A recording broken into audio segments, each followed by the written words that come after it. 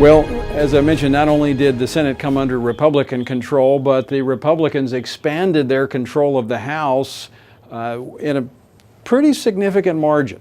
And one of those new solidly conservative members is Barry Loudermilk. He will be representing the 11th Congressional District of Georgia, and he's one of those solid candidates that was out early, embracing the entire conservative platform unapologetically, and he won a pretty significant race there in the state of Georgia, and he joins us.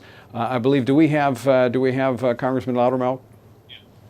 All right, joining us now is Congressman-elect Barry Loudermilk. Barry, welcome to this special program. Congratulations. Well, thank you very much. I appreciate it, and it's a pleasure to be with you today. It really is.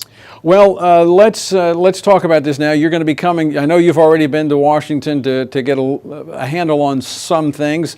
Next time you're going to be in the very near future you're going to take the oath of office as the new congressman there from Georgia. What's on the top of your agenda as you come to Washington? Well, there's just so many things that we need to address. It's difficult getting your hands around everything, but you know, one of the things that I've addressed in my business and when I was in the military is if you have a problem, you don't address the symptom of the problem. You have to get to the root of the problem.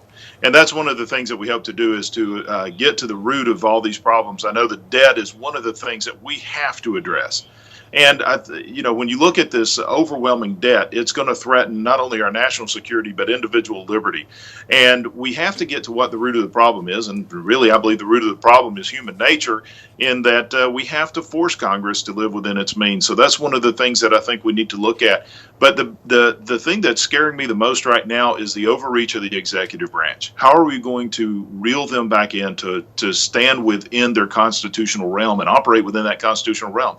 And I know Congress is given the power to hold the other branches in check.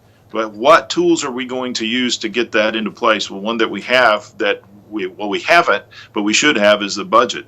And so there's a lot of issues that we're facing that is going to be really in our first few months. There is where should our priorities be to address the numerous issues from the loss of our personal rights, the attacks on religious liberties, and our nation quickly running itself into bankruptcy?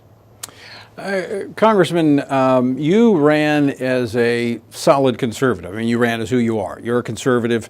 You were attacked by some within the Republican ranks for being too conservative, but you won this race. What were you hearing out there from voters as you were out there campaigning, not being silent on these issues, but being very vocal on the core values issues of life, of marriage, of family, of religious liberty? Well, one of the things that we decided to do early on is I told our campaign team, we don't have to tell Americans how bad the country is messed up. They know it.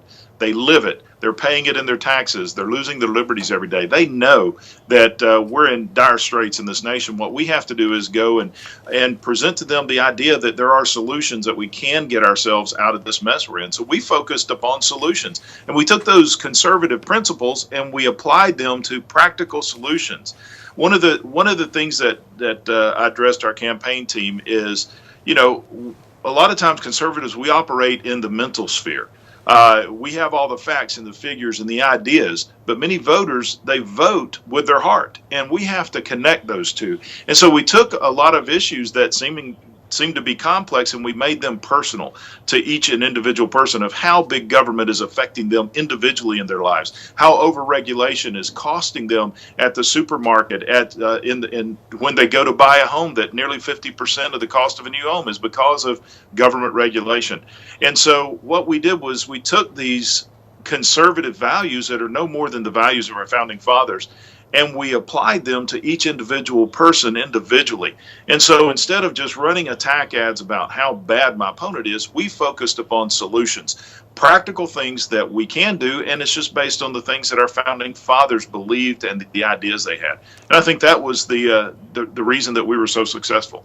One final question for you, Barry, is you've had, I know, some conversations with some of your soon-to-be colleagues.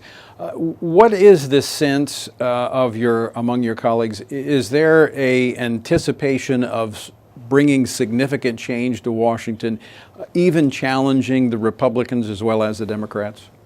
Well, there is, and as I was just kind of taking a tally last night, that the number of conservatives, those that not only say they're conservative but have had the actions and the courage to stand up for conservative principles, that number is growing, and it will be a voice in this Congress. But I think we do have to come to the table with solutions, and we have to be dedicated to that. We have to continue to push forward and not back up. This is a great opportunity. We've been given a tremendous opportunity, but we're going to have to move quickly.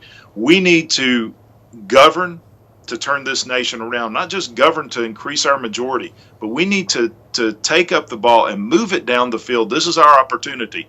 And so we're going to have to work together with the others, but I know that our colleagues are feeling very confident that we will be able to do some things in this Congress. All right, Congressman-elect Barry Loudermilk, thanks so much for being with us, and again, congratulations. All right, thank you, Tony. I appreciate it. All right. Well, folks, you're going to be a key part of that. I mean, we did not see all these efforts put into this election so that Republicans could come to Washington to babysit America's demise. This, as Barry alluded to and others, we've got a short window, I believe, to turn this nation around. And it was a good start yesterday. And thank you to all of those of you who were involved in these elections and went out and voted and got engaged. But the work just begins when we bring them to Washington, D.C.